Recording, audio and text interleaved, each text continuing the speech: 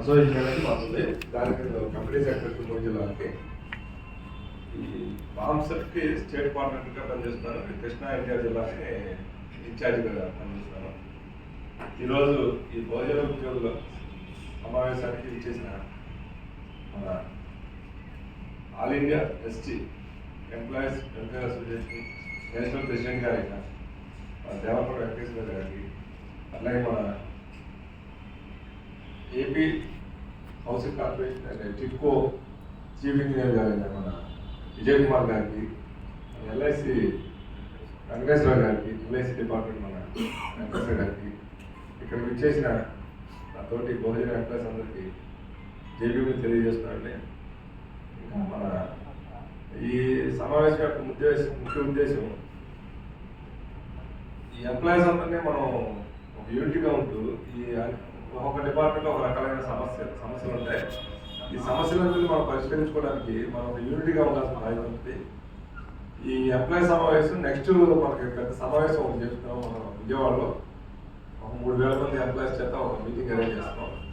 దానికి రిహార్సల్గా ముందు రకరకాల డిపార్ట్మెంట్లు, రకరకాల ప్రదేశాల నుంచి అందరూ ఇక్కడ కూడుకున్నాం. దీన్ని మనం కొంచెం సక్సెస్ చేయాలి. నెక్స్ట్ ఆ సమావేశం సక్సెస్ చేయడానికి మన పెద్దలు దిశానిర్దేశం చేస్తారు. దాని గురించి మీరు కొంచెం ఆలోచించి గ్రాండ్గా సక్సెస్ చేయాలని ప్లాన్ చేస్తున్నాం. A+ కన్వెన్షన్ హాల్ని బుక్ చేసాం మనం ఆ సమావేశానికి.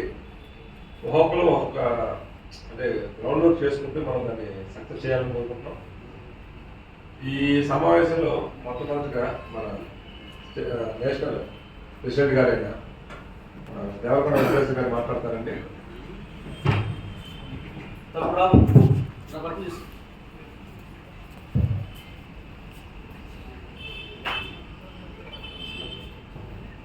హాల్. నా పేరు N Ramayya, tribal department junior accounts సంఘం ఆల్ ఇండియా ఎస్టీ ఎంప్లాయీస్ సంఘంలో పనిచేస్తున్నాను sir. As administrator. Thank you sir.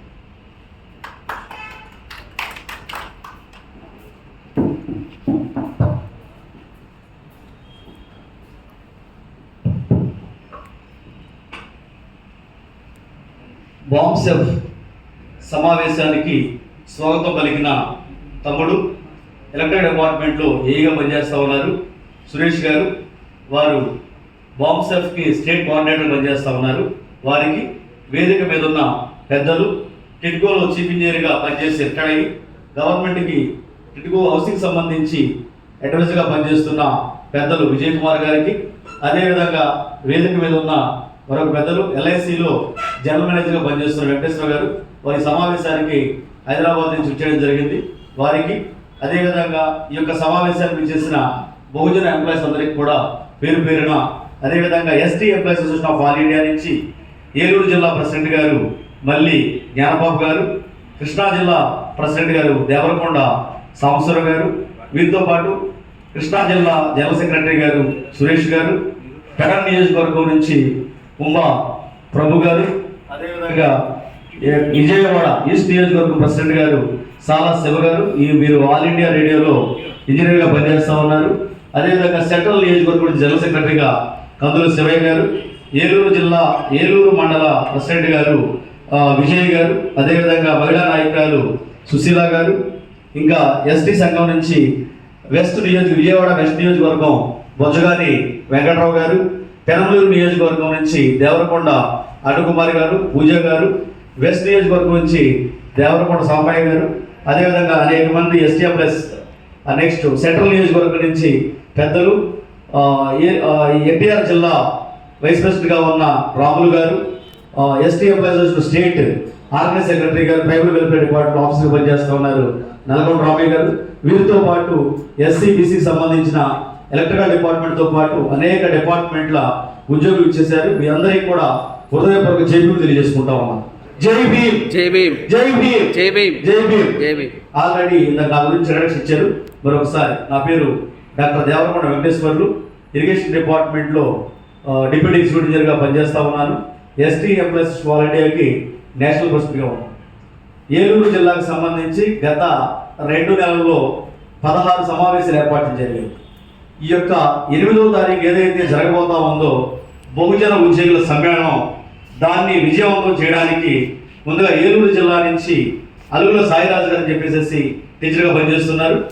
వారితో కలిసి ఎస్టీ ఎంప్లాయీస్ అసోసియేషన్ సహకారంతో ఏలూరు జిల్లాలో ఉన్న 7 నియోజకవర్గాలు కైకలూరు, నీజువీడు, అదేవిధంగా ఏలూరు, దెందులూరు, ఉంగుటూరు, పోలవరం, చింతలపూడి 7 నియోజకవర్గాల్లో 9 ప్రిపరేటరీ మీటింగ్లు పెట్టి తరువాత శిక్షణ తరగతుల్ని 7 నియోజకవర్గాల్లో కండక్ట్ చేయడం జరిగింది. అది మన ఆదివారం 4వ తారీఖు కంప్లీట్ అయింది. ఆ జిల్లా మొత్తాన్ని 7 నియోజకవర్గాలకు సంబంధించి సమీకృత సమావేశం ఏర్పాటు చేసి తమ్ముడు సురేష్ గారిని ఏలూరు ఆహ్వానించడం జరిగింది. ఆ సమావేశంలో వారు పాల్గొన్నారు.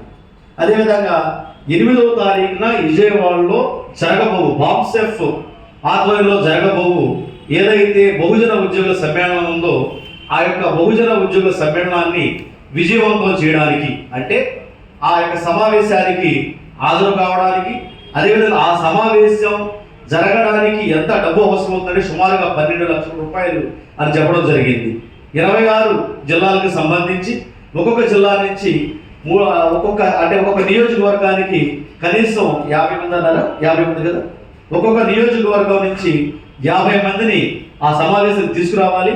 అక్కడ రోజు 12 లక్షల రూపాయలు ఖర్చు అవుతుంది కాబట్టి ప్రతి ఒక్క ఎంప్లాయీ కూడా వాళ్ళు అటెండ్ అవడంతో పాటు ఒకరినో ఇద్దరినో తీసుకురావాలి. ఆ యొక్క సమావేశానికి ట్రెజర్ అంటే ధన సహాయం కూడా అందించాలి.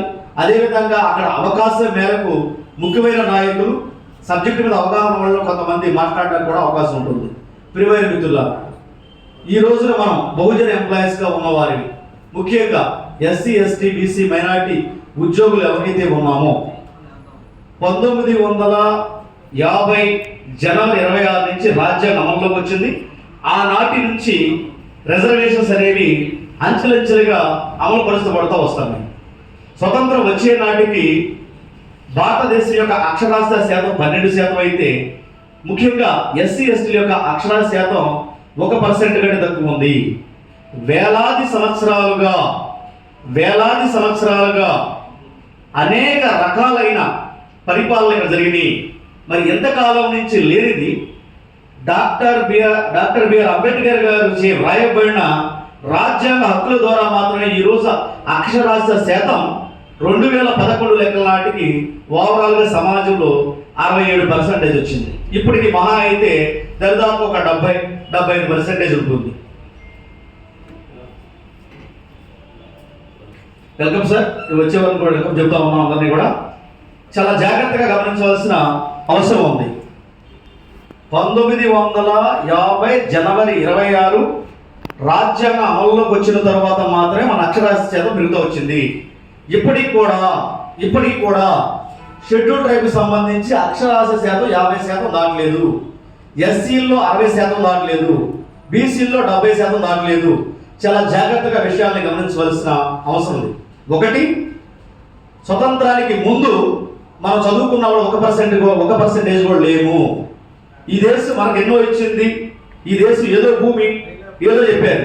మరి ఎక్కడ అభివృద్ధి చెందాం? మనం అభివృద్ధి చెందాల. కుల వివక్షతో, అంతరాంతరంతో, ఊరికి దూరంగా, ప్రజలందరికీ దూరంగా, ఎటువంటి హక్కులు లేకుండా ఉన్నాం. ఒకటి. అయితే ఈ రాజ్యాంగం అమల్లోకి వచ్చిన తరువాత ఈ రోజున కనీసం యావరేజ్గా ఎస్సీ, ఎస్టీ, బీసీలు యావరేజ్ తీసుకుంటే 60% అక్షరాస్యత చెబుతున్నాం రికార్డ్స్ ప్రకారం. వాస్తవానికి అక్షరాస్యత అంటే ఏమిటంటే న్యూస్ పేపర్ చదవగలగాలి, సొంతంగా ఉత్తరం రాయగలగాలి. కానీ అక్షరాస్యత అనే దాన్ని ఏది పరిగణలోకి తీసుకున్నారంటే సంతకం పెట్టడం వస్తే అక్షరాస్యత అంట. అది కరెక్ట్ కాదు. దీన్ని బట్టి 30% కూడా ఎస్సీ, ఎస్టీ, బీసీ, మైనారిటీ యొక్క అక్షరాస్యత నిజమైన అక్షరాస్యత లేదు అనేది వస్తారు గ్రహించాలి. ఇక్కడ మరొకటి గుండె పగిలే వాస్తవం ఏంటంటే ఈ రోజు నాటికి కూడా మీరు గూగుల్లో చూస్తే తెలుస్తుంది, భారతదేశంలో గ్రాడ్యుయేట్ శాతం ఎంత అంటే 8.1%. దేశం మొత్తంలో ఎక్కువ అక్షరాస్యత ఎక్కడ ఉందంటే ఢిల్లీ, అదేవిధంగా చండీగఢ్. అక్కడ ఎంత ఉంది? 21-22% ఉంది. డిగ్రీ పాస్ కాకుండా ఏమైనా మనం ఏం సాధించగలం? ఈ రోజున సివిల్ సర్వీసెస్ రాయగలమా? గ్రూప్ 1 రాయగలమా? గ్రూప్ 2 రాయగలమా? చూడండి, ప్రపంచానికే నాయకులు మేము. ఈ దేశాన్ని అత్యద్భుతంగా మేము పరిపాలిస్తున్నాం లేదా మేము అభివృద్ధి చెందిస్తున్నాం అనే సందర్భంలో మరి ఇక్కడ అక్షరాలు చూసుకున్నట్లయితే బడుగు బలహీన వర్గాలు, అదేవిధంగా అణగదొక్కిన అణగాడబడిన వర్గాలు ఏదైతే ఉన్నాయో 60% కూడా మీ లెక్కల ప్రకారం అక్షరాస్యత లేదు. అసలైన లెక్కల ప్రకారం చూస్తే 30% కూడా లేదు. గ్రాడ్యుయేట్స్ యావరేజ్గా 8.1% ఉంటే ఎస్సీ ఎస్టీ బీసీలో 4% ఉంటుంది కదా. ఈ వాస్తవాన్ని గ్రహించవలసిన అవసరం ఉంది. రెండవది, ఎస్సీలకు సంబంధించి 15% రిజర్వేషన్ ఉంది. ఎస్టీలకు సంబంధించి ఏపీలో 6% రిజర్వేషన్ ఉంది. ఈ మధ్య కాలంలో తెలంగాణలో 12% ఎస్టీలు ఉంటే 10% మాత్రం రిజర్వేషన్ ఇచ్చారంటే ఇక్కడ 2% అక్కడ నష్టం జరుగుతాం. ఇక్కడ ఏపీలో 18 నుంచి 20% ఎస్సీలు ఉంటే 17% మాత్రమే రిజర్వేషన్ ఉంది. ఇంకా రిజర్వేషన్ పెంచాల్సిన అవసరం ఉంది. అదేవిధంగా ఎస్టీలకు సంబంధించి ఇక్కడ రిజర్వేషన్ 6% ఉంది. 6 నుంచి 6.5% ఉన్నారు. అక్కడ కూడా పెంచాల్సిన అవసరం ఉంది. పెద్దలు ST employees association of all India నుంచి ఏపీ రాష్ట్ర అధ్యక్షులు కొమరగిరి శ్రీనివాసరావు గారు ఇచ్చేశారు. వారిని మీ కర్తాల దినంతో వేదికపై ఆహ్వానిస్తా ఉన్నాం. ప్రియమైన సోదరి మండలం, చాలా జాగ్రత్తగా అర్థం చేసుకోవాల్సిన అవసరం ఉంది. ఇక్కడ మనకి రిజర్వేషన్స్ లేకపోతే, రాజ్యాంగపరమైన హక్కులు లేకపోతే, రాజ్యాంగంలో 19వ ఆర్టికల్లో 1వ క్లాసులో ఏదైతే సబ్ క్లాసెస్ ఉన్నాయో అవి కనుక ప్రపంచ మేధావి బాబాసాహెబ్ డాక్టర్ బిఆర్ అంబేద్కర్ కనుక రాజ్యాంగంలో మనకి కావలసిన హక్కుల్ని, అవకాశాలని పొందుపరచకపోయినట్లయితే ఈ రోజున ఒక సంఘాన్ని ఏర్పాటు చేసుకోవడానికి మనకు హక్కు లేదు, ఇక్కడ మాట్లాడడానికి హక్కు లేదు, సమావేశాన్ని ఏర్పాటు చేసుకోవడానికి హక్కు లేదు. అదేవిధంగా ఆర్టికల్ 15(4) ప్రకారం మనకి విద్యా ఉద్యోగాల్లో రిజర్వేషన్, వాటా, ప్రాతినిధ్యం, రిప్రజెంటేషన్ కల్పించకపోతే మనం ఎక్కడ 16(4) ఆర్టికల్ తీసుకున్నట్లయితే ఎస్సీ ఎస్టీకి ప్రత్యేకించి ప్రమోషన్లో రిజర్వేషన్ ఇవ్వకపోతే నేను డిప్యూటీ ఎగ్జిక్యూటివ్ జరిగి ఈరోజు ఉండేవాడిని కాదు, ఏఈ కేంద్రంలోనే ఉండేవాడిని. ఇప్పటికే 10 సంవత్సరాలు అయింది డిఏ. ఒక 20-30 సంవత్సరాలు చేస్తే డిఏ అయ్యేవాడు. అంటే చూడండి, అంటే మనకి చదువుకోవడానికి అవకాశాలు, ఉద్యోగం చేసుకోవడానికి అవకాశాలు, ప్రమోషన్ రావడానికి అవకాశాలు, ఈ అవకాశాలు మొత్తం ఎవరిచ్చారు మనకి? ఈ యొక్క బ్యానర్ ఒకసారి గమనించినట్లయితే బ్యానర్ పైన బహుజన పితామహులు, మాతామహుల యొక్క ఫోటోలు పొందుపరచడం జరిగింది. వీళ్ళు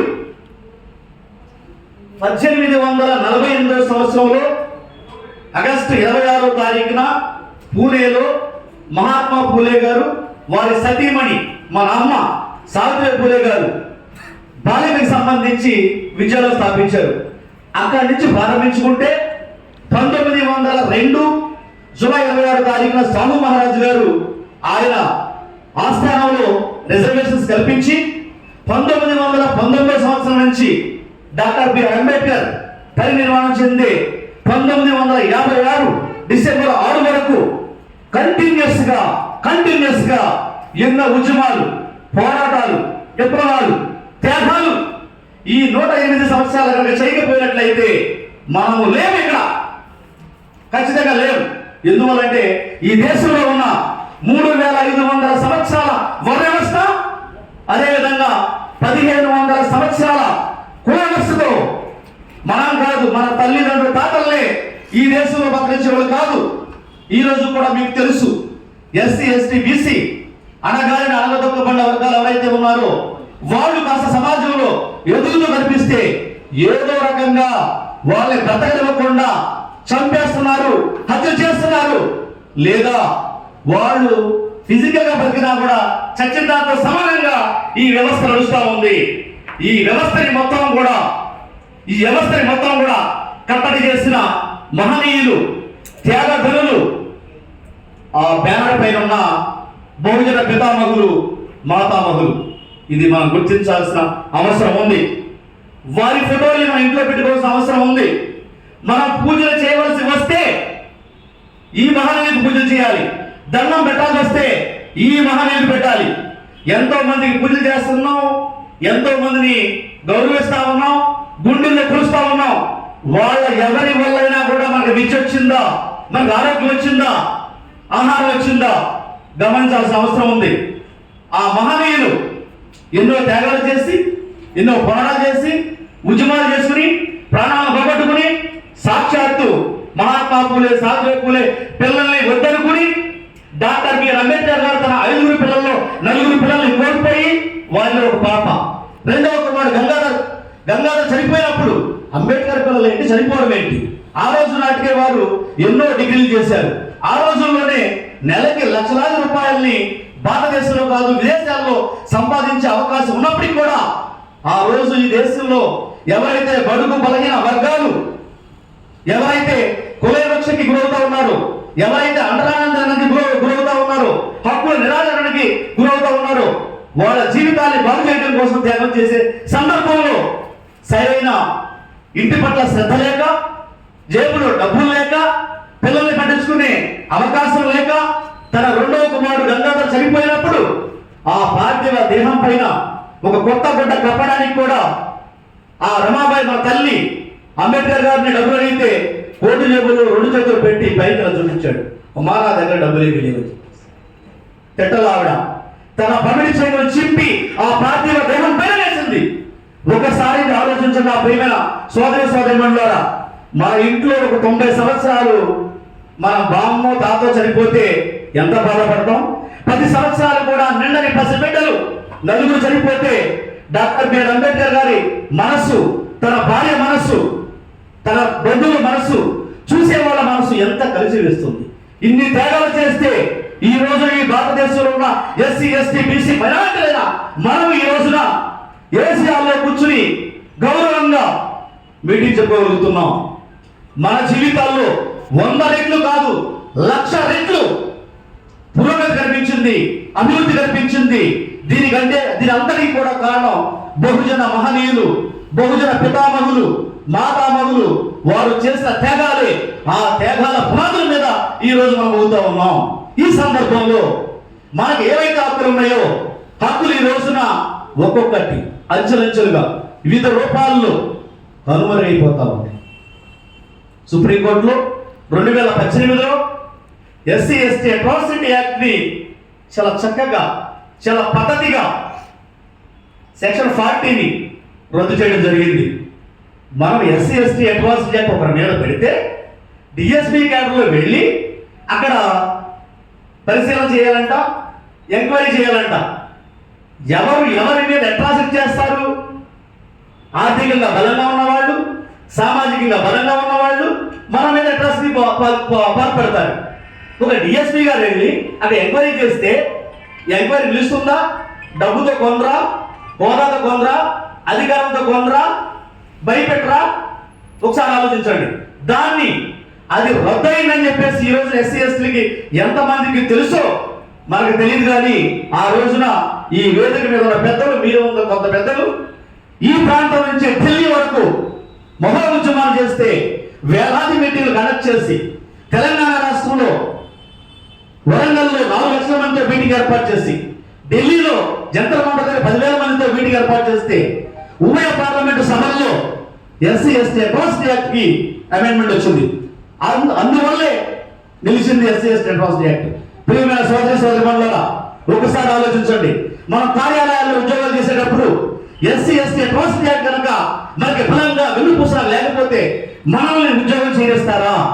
మన కార్యకలాపాలు చేయిస్తారా? మనం ఒక హోదాలో ఉన్నప్పుడు మన పవర్ ని ఎక్సర్సైజ్ చేయిస్తా, ఆ పవర్స్ ని ఎక్సర్సైజ్ చేయిస్తారా? ఎస్సీ ఎస్టీ అట్రాసిటీ యాక్ట్ లేకపోతే ఏదున్నా కూడా మనం జీరోనే.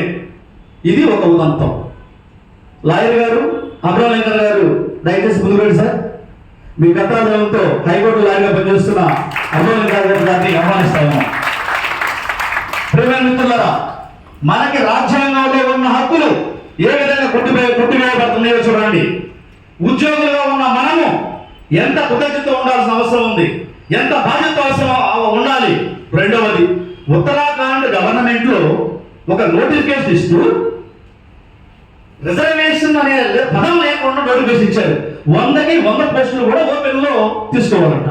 అది ఎలా సాధ్యం అంటే ఏంటి?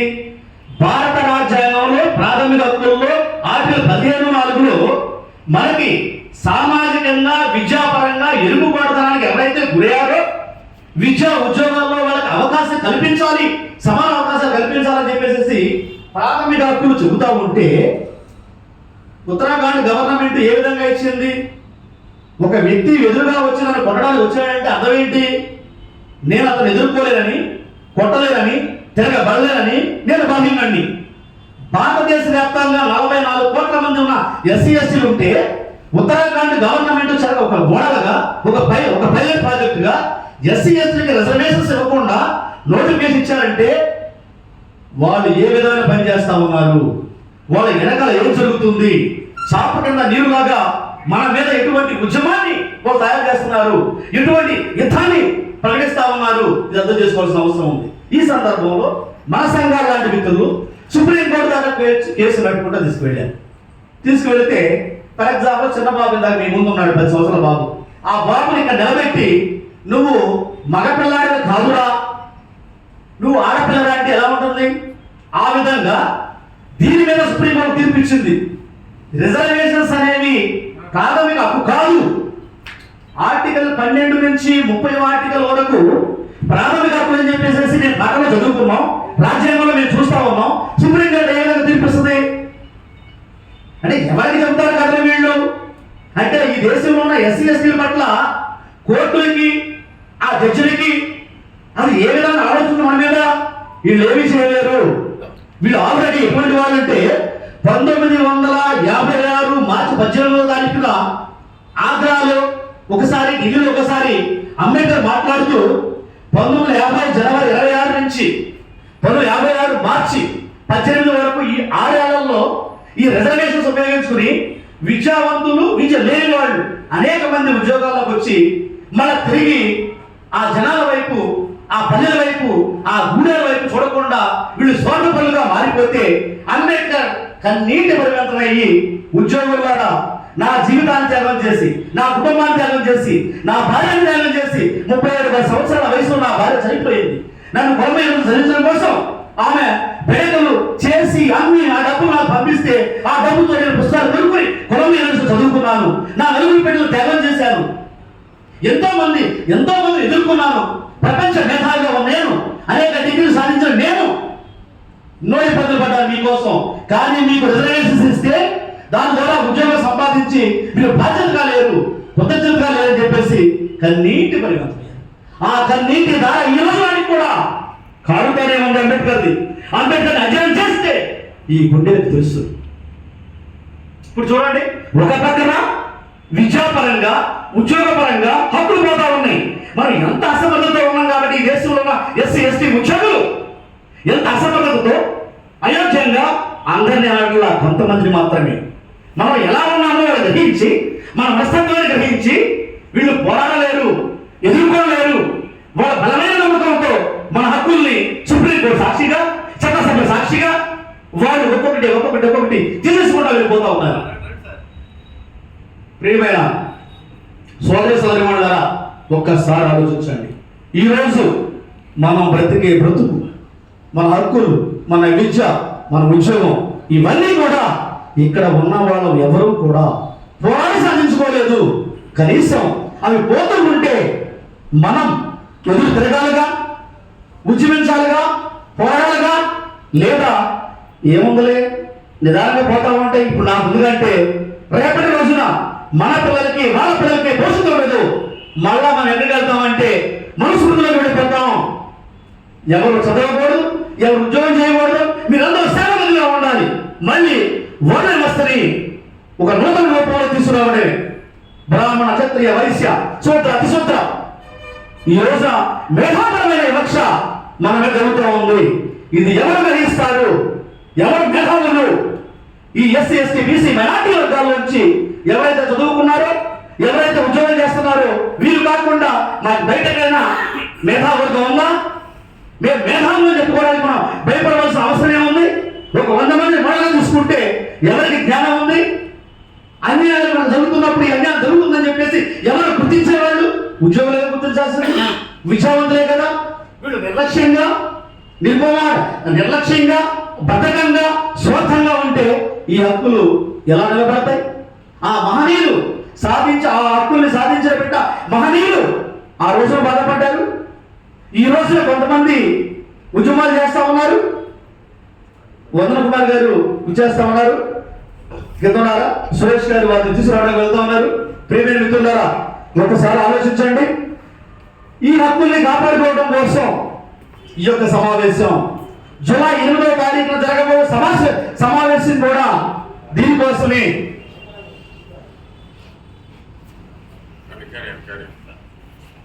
వందన కుమార్ గారిని వేదిక కోరుతా ఉన్నాం మీ కృతజ్ఞతలతో.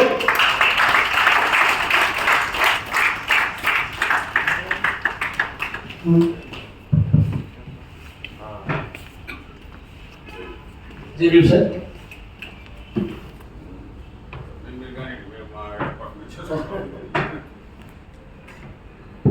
ప్రియమైన మిత్రులారా, మనకి ఒక డౌట్ వస్తూ ఉంటది, ఈ సభలు ఎందుకు, సమావేశాలు ఎందుకు, మేము బిజీగా ఉన్నాం, 6 రోజు ఉద్యోగం చేసుకుంటున్నాం, సెలవు రోజు మాకు ప్రత్యేకమైన పనులు ఉన్నాయి, ప్రత్యేకమైన స్థలానికి మేము వెళ్ళాల్సిన అవసరం ఉంది, ఈ హక్కులు అవకాశాలు పోతా ఉన్నా మాకు సంబంధం లేదు, ఎవరు వచ్చి కాపాడుతూ ఉంటారనే ఆలోచన కూడా కొంతమంది చేస్తా ఉన్నారు. కాబట్టి ప్రియమైన మిత్రులారా, ఎవరు బాధ్యత తీసుకోవాలి, ఎవరి పట్ల కృతజ్ఞత ఉండాలి. మన బహుజన పితామహులు మాతామహులు ఎవరైతే ఉన్నారో, ఎవరైతే త్యాగాలు చేశారో, ఉద్యమాలు చేశారో, వారి పట్ల మన కృతజ్ఞత ఉండవలసిన అవసరం ఉంది. ఈనాటి మన జీవితంలో ఉన్న వెలుగులు, విద్య, ఉద్యోగం, అనుభూతి, మంచి బంగళా, మంచి ఏసీ కారు, మంచి గౌరవం, ఇవన్నీ ఎవరు మనకి సంపాదించి పెట్టారో వాళ్ళ పట్ల గౌరవం ఉండాలి. ఈ రోజున మన తల్లిదండ్రులు, తాత ముత్తాతలు ఆస్తులు సంపాదించి పెడితే ఆస్తుల్ని నిలబెట్టుకోవడం కోసం మనం ఎటువంటి పోరాటం చేస్తా ఉన్నాము. మరి వెలకట్టలేని, తరతరానికి తరగని రిజర్వేషన్స్ ని, రాజ్యాంగ హక్కుల్ని మనకిస్తే మనం ఎంతవరకు కాపాడగలుగుతున్నాం? హక్కులు సంపాదించుకోలేని పరిస్థితి మనది. కానీ మనకున్న హక్కులు ఉల్లంఘనవుతా ఉంటే, మనకు దూరం అయిపోతా ఉంటే, మనకు అన్యాయం జరుగుతూ ఉంటే హక్కుల్ని కాపాడుకోవాల్సిన బాధ్యత ఉందా లేదా?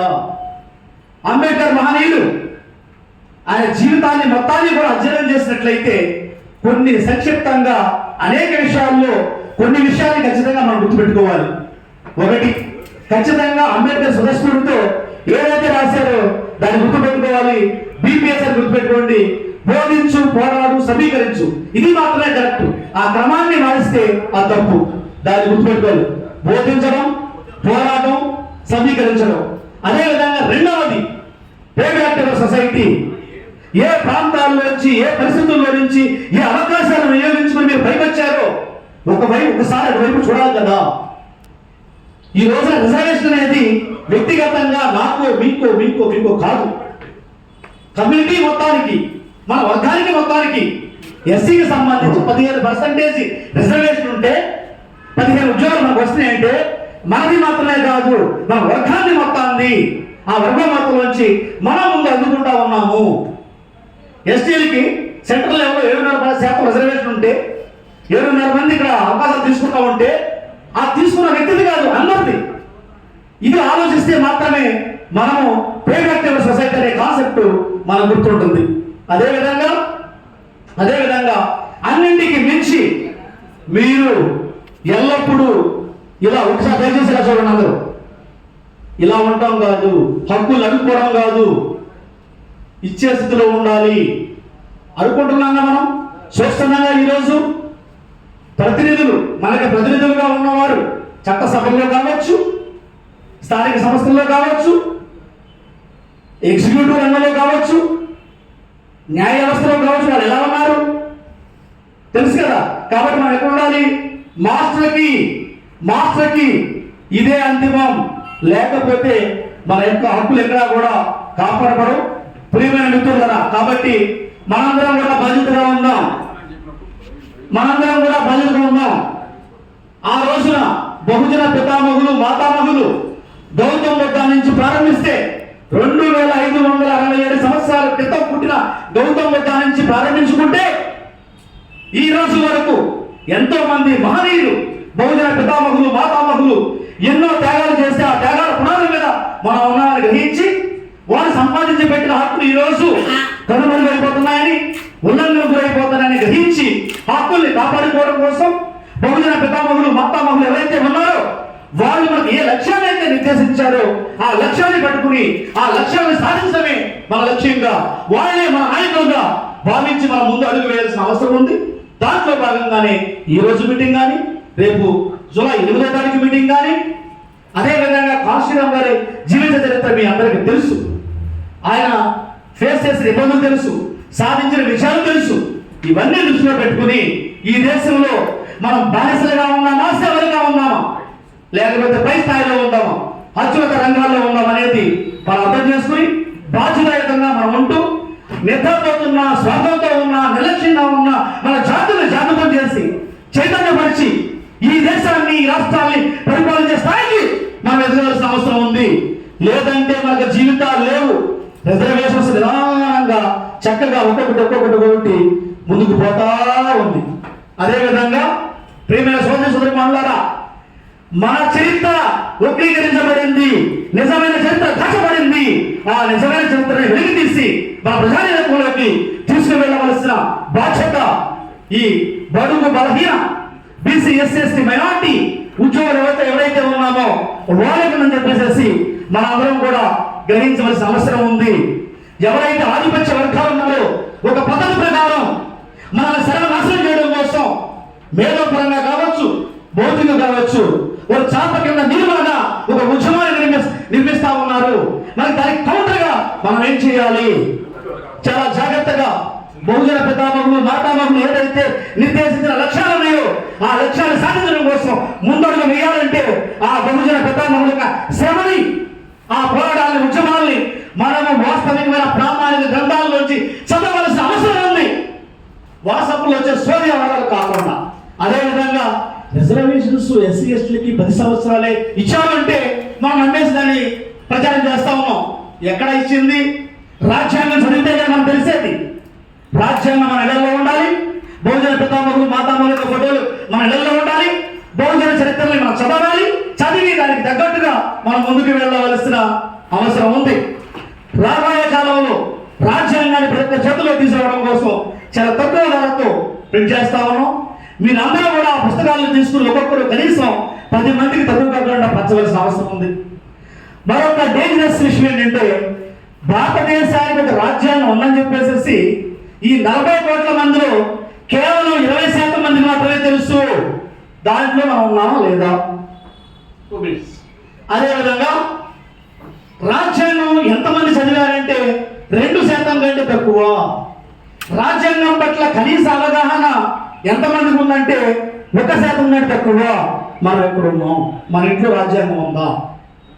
రాజ్యాంగాన్ని మనం చదివామా? 10 మందికి ఇచ్చామా? రాజ్యాంగ హక్కుల్ని ఎవరు బాగా ఉపయోగించుకున్నారు? పొలిటికల్ రిజర్వేషన్స్ గురించి డాక్టర్ బిఆర్ అంబేద్కర్ గారు 10 సంవత్సరాలు చెప్పారు. దాని గురించి మనం ఎవరు డిమాండ్ చేయట్లా. కానీ పార్లమెంట్ లో ప్రతి 10 సంవత్సరాలకు ఒకసారి పొలిటికల్ రిజర్వేషన్స్ పొడిగించుకుంటూ వెళ్తున్నారు. ఇదే సందర్భంలో క్రిమినల్ లాయర్ ని ఎస్సీ ఎస్టీకి అప్లై చేస్తారంట. పొలిటికల్ రిజర్వేషన్స్ ని మీరు పొడిగించుకుంటూ వెళ్ళమని మేము డిమాండ్ చేశామా? ఈ పొలిటికల్ ద్వారా వచ్చిన రిప్రజెంటేటివ్స్ మాకు అన్యాయం జరిగినప్పుడు, ఎస్సీ ఎస్టీ అట్రాసిటీ యాక్ట్ సుప్రీంకోర్టులో కొట్టివేసినప్పుడు దేశవ్యాప్తంగా ఉన్న ఎంపీలు ఎస్సీ ఎస్టీ ఎంతమంది రోడ్డు మీద వచ్చి ఉద్యమం చేశారు? ఎంతమంది వాళ్ళ నాయకులు నిలదీశారు? ఒకసారి ఆలోచించండి. ఎందుకు ఆ రిప్రజెంటేటివ్స్ మనకి? చాలా జాగ్రత్తగా ఆలోచించండి. ఒకవైపేమో బ్యాక్లాగ్ వేకెన్సీస్ ఈ రోజున 15% ఉన్న ఎస్సీ రిజర్వేషన్కి 4% పోస్టులు ఖాళీగా ఉన్నాయి. ఎస్టీలో 7.5% రిజర్వేషన్ సెంట్రల్ లెవెల్లో ఉంటే 3% పోస్టులు ఖాళీగా ఉన్నాయి. ఒక పక్కన క్రిమినల్ పెడతారంట, రెండో పక్కన విద్యా ఉద్యోగాలు రిజర్వేషన్ చేస్తారంట. మేము డిమాండ్ చేయకుండా కూడా పొలిటికల్ రిజర్వేషన్స్ పెంచి పోషిస్తూ ఉంటారంట. ఎవరికి బానిసలు చేస్తారా? చాలా జాగ్రత్తగా గమనించాల్సిన అవసరం ఉంది. ఈ దేశంలో బడుగు బలహీన వర్గాల పట్ల ఒక కుట్ర చెబుతా ఉంది. ఆ కుట్ర మేధాపరమైంది. దాన్ని ఎదుర్కోవాలంటే త్యాగాలు చేయాలి, సమయాన్ని ఇవ్వాలి. లేకపోతే మనకు స్వార్థపరులు ఎవరు ఉంటాం. చాలా జాగ్రత్తగా గమనించండి. ఆ బహుజన పితామహులు మాతామహులు త్యాగాలు చేయకపోయినట్లయితే మన జీవితాలు ఎక్కడుండే, మరి ఎక్కడుండే వాళ్ళం? ఈ రోజు ఉద్యోగులు ఆఫీసర్స్ గా ఉన్న వాళ్ళు లక్షలు సంపాదిస్తా ఉన్నారు. నేను చెప్తా ఉన్నా, ఈ రోజున నేను ఒక డిప్యూటీ ఎగ్జిక్యూటివ్ ఇంజనీర్గా మంచి జీతాన్ని పొందే నేను ప్రైవేట్ ఉద్యోగం చేయాలంటే 10,000 కూడా కట్టు బానిసలుగా చూస్తారు. ఇవన్నీ కూడా దయచేసి అర్థం చేసుకుని బాధ్యతాయుతంగా మన హక్కుల్ని మనం నిలబెట్టుకోవడం కోసం స్వార్థాన్ని వీడి, నిర్లక్ష్యాన్ని వీడి, బద్ధకాన్ని వీడి మన జనాలను చైతన్యపరిచి మన హక్కులు నిలబెట్టుకోవడమే కాకుండా మన భోజన పితామహులు మాతామహులు ఏదైతే నిర్దేశించిన లక్ష్యాలు ఉన్నాయో ఆ లక్ష్యాలు సాధించడమే జీవిత లక్ష్యంగా చేసుకోవాలని చెప్పేసి అందరికీ తెలియజేస్తూ, దీంట్లో భాగంగా మేము బహుజన సంఘాల్లో పనిచేసే మేము బొడ్డు రమేష్ గారు ఎస్టీ సంఘం నుంచి ఈస్ట్ నియోజక ప్రెసిడెంట్ గా ఉన్నారు, వారిని ముందుకు రావాల్సి కోరుతా ఉన్నాం. దయచేసి ఈ యొక్క హక్కులన్నింటినీ కూడా మనసులో పెట్టుకుని ఈ ఉద్యమాన్ని నిరంతరం సాగించాల్సిన అవసరం ఉంది. సింహంలాగా ఆకలినప్పుడే లేచి వేటాడేవాళ్ళం కాకుండా వాచ్ డాగ్స్ లాగా మనము నిరంతరం కూడా ఒక మంచి కుక్క ఒక యజమాని పెంచుకుంటే 24 గంటలు కూడా ఆ కుటుంబం కోసం, ఆ యజమాని కోసం ఏ విధంగా అయితే ఆ కుక్క అనేది కాపలాగా ఉంటుందో అటువంటి గుడ్ వాచ్ డాగ్ లాగా మనం ఉండాలని కోరుకుంటూ నిరంతరం పనిచేయాల్సిన అవసరం ఉంది. ఎస్టీ ఎంప్లాయీస్ అసోసియేషన్ అనేది ఈ బహుజన ఎంప్లాయీస్ అసోసియేషన్ ఒక భాగం. మేము మా ప్రతి సెలవు మా ధ్యానం చేస్తాం అంటూ ప్రతి సెలవు కూడా ప్రజల్లోనే ఉంటున్నాం. కాబట్టి మనందరం కూడా బహుజనులందరూ ఒక యూనిట్గా ఎస్సీ ఎస్టీ బీసీ మైనారిటీలందరం కూడా మన మధ్యలో ఉన్న అంతర్గత విభేదాలని, కలహాలని, వివక్షల్ని ఒక పక్క ఆధిపత్య వర్గాల నుంచి వివక్షలు ఎదుర్కొనే మనము బీసీ ఎస్సీ ఎస్టీలు మళ్ళీ అంతర్గత వివక్షలు ఎదుర్కొంటా ఉన్నాం. ఈ వివక్షలందరూ కూడా దూరం పెట్టి మనందరం కూడా ఒకటని చెప్పేసి మనందరం పనిచేయాలని చెప్పేసి కోరుకుంటూ ఏలూరు జిల్లా బాంసఫ్ అధ్యక్షులు సాయిరాజ్ మాస్టర్ గారిని ముందుకు రావాల్సిందిగా కోరుతా ఉన్నాం. ప్రియమైన మిత్రులారా, నాకు ఇచ్చిన సమయము, ఇక్కడ నాకు ఇచ్చిన పనిని నేను పూర్తి చేశానని మాటలు చెప్పడమే కాకుండా నా చివరి శ్వాస వరకు, నా చివరి రక్త పుట్టు వరకు కూడా ఈ బహుజన ఉద్యమాల కోసమే, ఈ దేశంలో ఉన్న బహుజన కోసమే పనిచేస్తానని మాటిస్తూ, నా నాయకత్వంలో పనిచేసే ఎవరైనా కూడా పనిచేసే వాళ్ళకే పదవులు ఉంటాయని చెత్త స్థాయిలో పనిచేయాలని చెప్పేసి పిలుపునిస్తూ ఈ మహోన్నతమైన అవకాశాన్ని కల్పించిన మీ అందరికీ ఉదయపూర్వక జైలు తెలియజేసుకుంటా ఉన్నా. జై భీమ్, జై భారత్, జై భీమ్, జై భారత్, జై భీమ్, జై భారత్. Thank you.